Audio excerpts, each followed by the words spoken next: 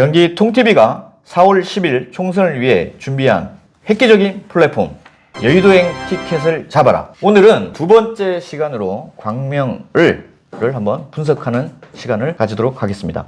오늘도 광명에서 또 촌철 살인의 화법과 날카로운 펜으로 유명하신 두 분을 모셨습니다. 인사 부탁드립니다. 네, 반갑습니다. 광명매일신문 발행인 유원배입니다. 예, 일강경인의 배종석 편집국장입니다. 지난번 이제 방송에 나가고 우리 유원 배장님에 대한 어떤 평가는 아주 훌륭하더라고요. 젠틀하다. 컨셉을 또 그렇게 잡은 거 아니냐? 맞습니다. 맞아요. 컨셉을 그렇게 잡더라고요. 뭐 종손의 이미지를 버리고 싶지 않다. 뭐 이런 강력한 또 의지가 있어서 저희가 존중을 해주기로 했습니다. 그리고 우리 배국장님은 목소리 톤이 너무 신뢰감 있고 설득력 있다. 그래서 주변에서 너무 평가가 좋다. 팬 이상의 설득력을 고맙습니다. 가지고 있다. 이렇게 얘기를 하셔서 제가 이제 두 분을 모시고 방송을 하는 게 너무 큰 힘이 됩니다. 예. 자, 그러면 본격적으로 저희가 한번 얘기를 나눠보기 전에 지난번 제가 깜짝 질문 한번 해보겠습니다. 네. 모든 걸 다 포함해서 네. 을지역에 당선 가능성이 가장 높은 사람은 누구라고 생각해요? 뭐 뉴페이스까지 다 포함해서 국힘 뉴페이스, 민주당 뉴페이스 이런 가능성을 다 통틀어서 뭐 디테일하지 않고 라프하게 따진다고 네네. 하면 국민의힘 쪽이 조금 더 유리하지 않겠냐. 여기까지는 얘기할 수 있는데 어떤 후보가 내려오느냐에 따라서 그렇죠, 그렇죠. 인물에 따라서 이제 평가는 좀 틀려지겠죠. 네네. 네. 지난번 선거는 양당 구도였잖아요. 이번 선거는 양당 구도가 안 될 거라고 좀 판단해서 말씀드리면 국민의힘이 가장 당선 가능성이 높다고 판단을 합니다. 저는 양당 구도로 간다고 보고 민주당 후보가 당선이 된다고 생각합니다. 저는 그 양당 구도 중에서 민주당 후보가 21대처럼 일방적이지는 아니어도 박빙애로 저는 한 55대 45 그 안팎이지 않을까? 저는 그 양당 구도로 가게 되면 만약에 4월 10일 되면 이제 또 저희가 성지 방송이 될 수 있기 때문에 본격적으로 한번 진행을 해보겠습니다. 지난번에 저희가 구도 정책 인물이 중요하다라고 갑지역 선거판 분석할 때 얘기를 했었는데 을지역은 사실 그냥 구도 인물로 그렇죠. 다 가는 것 같아요. 물론 이제 그 정책적인 부분에도 차이가 또 한두 가지가 있기 때문에 뭐 그 부분도 표심에 영향을 미치기는 하겠죠. 근데 일단은 그것보다 더 중요한 게 구도가 그렇죠. 좀 어떻게 될까. 저는 이제 이 키가 민주당이 양기대 의원에 대해서 과연 기회를 줄 것이냐가 저는 핵심 포인트가 아닌가 생각을 하거든요. 그렇죠. 경선이 지금 뭐 후보자 적격 아직 통과가 못 됐어요. 그죠? 적격 심사 그렇죠. 통과가 못 돼가지고 여러 설들이 분분하죠. 그렇죠. 네. 네. 국장님은 어떻게 민주당 후보, 민주당 쪽에만 좀 국한돼서 얘기를 하면 어떻게 보세요? 예, 아시겠지만 저 양기대 국회의원이 가장 강력한 경쟁 상대죠. 네. 이 선거판은 양기대 의원이 어느 쪽으로 가느냐에 따라서 그죠. 확 판도가 바뀔 그렇죠, 거라고 봅니다. 그렇죠. 지금 얘기 나오는 것처럼 계속 하위 20%, 뭐 적격통 심사를 통과 못했다는 얘기 나오는데 그건 차후의 문제고. 그죠.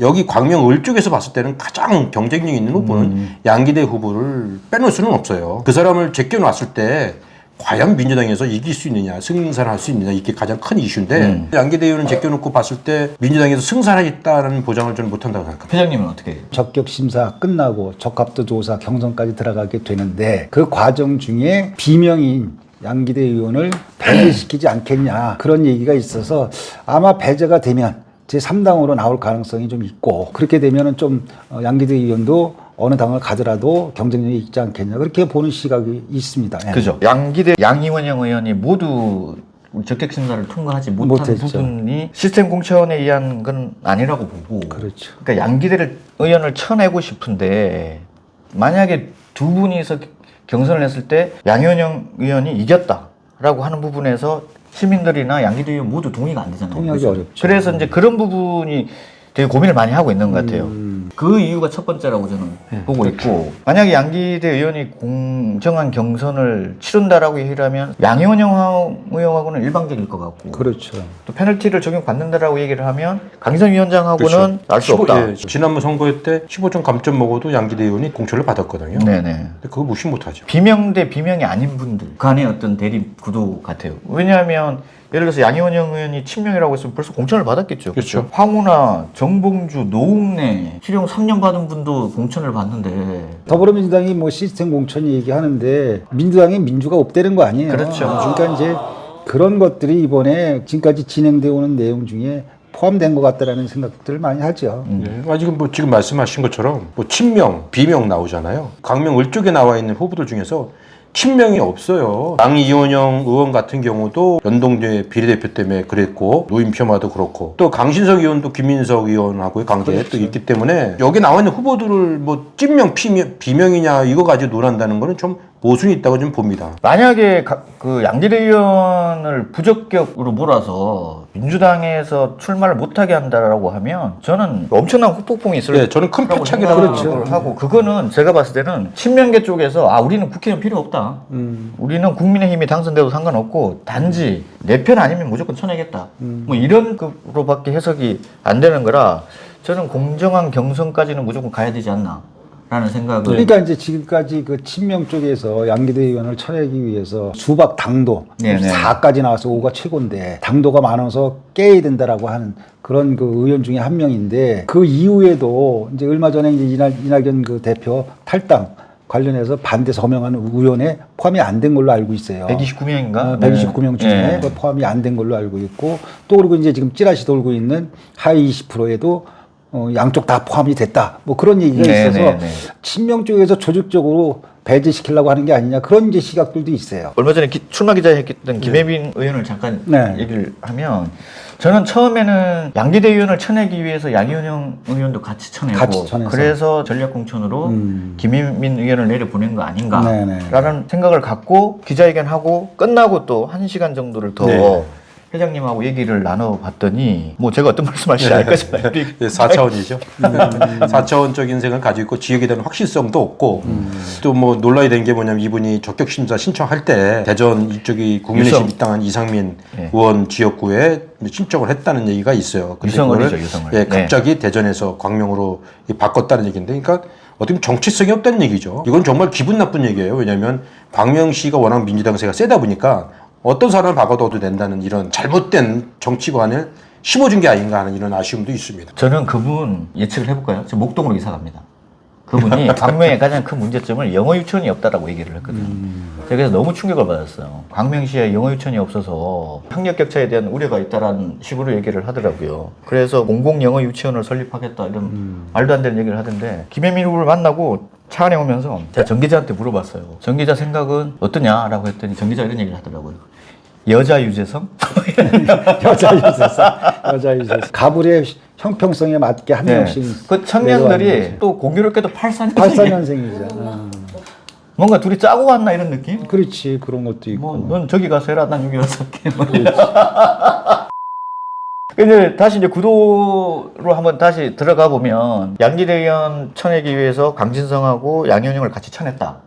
그러면은 어쨌든 3자 구도로 가는 거잖아요. 그렇죠. 저는 그렇게 되면은 팀에서 상당히 유리할 거라고 저는 보거든요. 그렇죠. 유리하죠. 그러면 그 구도 자체를 민주당에서 예상을 못하는 것도 아닌데 그렇죠. 그렇게 하는 거는 우리 사람 아니면 필요 그렇죠. 없다. 우리는 국회의원도 뭐 한석 확보하는 데 의미가 없다. 그렇죠. 내 편이 필요하다. 네, 내 편이 그렇죠. 필요하다. 이렇게 전제가 되는 그렇죠. 거고 민주당 국회의원이 한 명이라도 더 필요하다라고 얘기를 하면 양기대 의원을 최소한 경선까지는 가게 하겠죠. 제가 보는 시각은 양기대 의원하고 아마 강진성 위원장하고 경선을 하지 않을까. 저는 강진성 위원장 정도는 양기대 의원이 페널티를 받는다는 전제하에서는 한번 리턴 매치가 가능하지 않을까. 양기대 의원이 그러면 경선을 간다.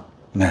라고 했어요. 경선 상대에 대한 부분과 경선 결과는 좀 어떻게 예측을 하십니까? 회장님. 내가 만약에 양기대 의원이라고 한다고 하면 전략공천으로 누가 내려와서 붙이면 난 안 할 것 같아요. 2020년도에 이제 잘 알다시피 금태섭 후보를 처음에 1차로 정봉주 의원을 내려보냈다가 네. 안 될 것 같으니까 김남국 내려왔다 결국은 강선우 집어넣어서 뒤집었거든요. 네. 그래서 그런 것들이 공정하지 않기 때문에 그게 답이 나온 그런 내용으로 갈 게 아니겠느냐 싶어서 차라리 안 하고 나오는 게 훨씬 그렇죠. 양기대 의원한테 유리하지 않겠냐 뭐 그런 생각을 해요.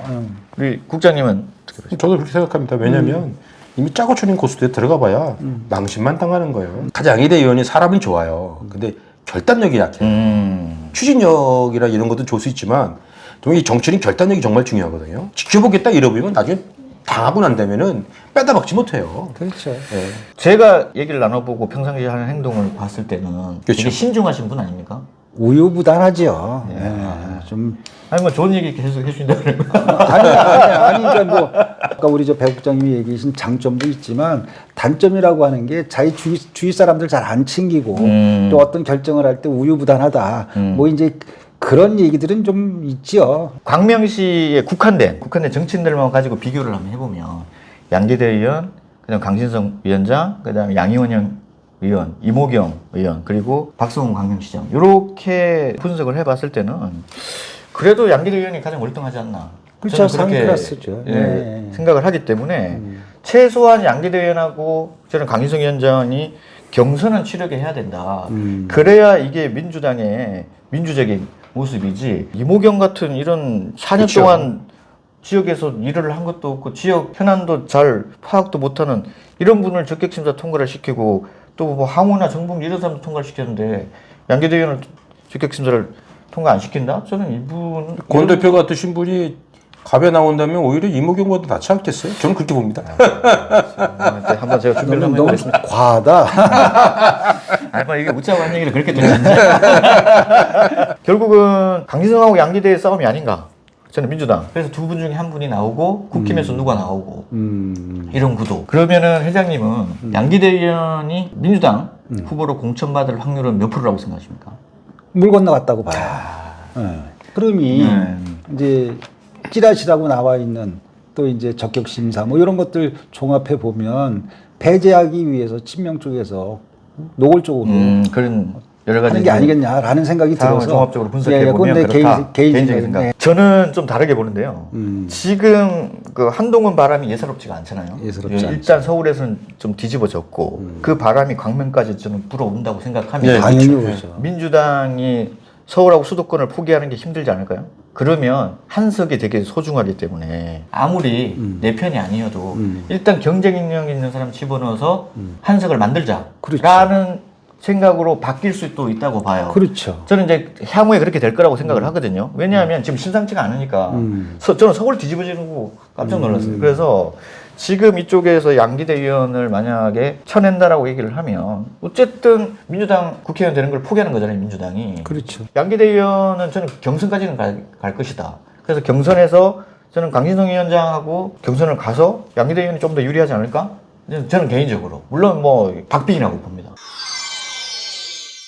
자, 그러면은 국힘 얘기는 지난번에 제가 한번 또 전동석 전 도의원을 같이 또 뵙고 와서 한번 언급은 해야 되지 않을까? 언급해야죠. 얘기를 저희가 같이 얘기를 나눴잖아요. 나누면서 마지막에 했던 말이 되게 저는 인상적으로 기억에 남는데 양기대 의원이 민주당으로 공천을 받지 못하고 제3당으로 나오게 된다거나 이런 구도가 됐을 때는 자기가 아니라 중앙당에서 역량 있는 인물이 내려오면 그분이 당선되는데 그렇죠. 본인들이 뭐 지원을 아끼지 않겠다라고 하는 부분도 좀 인상적이었어요. 그죠? 그렇죠. 충성도가 높은 거죠. 당에 대한 애정이나 충성도가 상당히 높다라고 좀 느꼈는데 잘 아시잖아요. 그렇죠. 여러 가지 도연까지 지내신 분인데 자기 몸을 희생해서 저한테도 똑같은 얘기인 게 광명을이 빨간색이 없다. 그러니까 자기라도 출마를 해서 예비후보 등록을 해서 빨간 옷을 입고 다니면 얘 국민의힘에서도 이렇게 후보가 돌아다닌다는 걸 홍보가 되지 않겠느냐. 이런 얘기를 하시더라고요. 이분이 그 의외로 당 충성도가 높으신 분이구나. 그런 생각이 좀 들었습니다.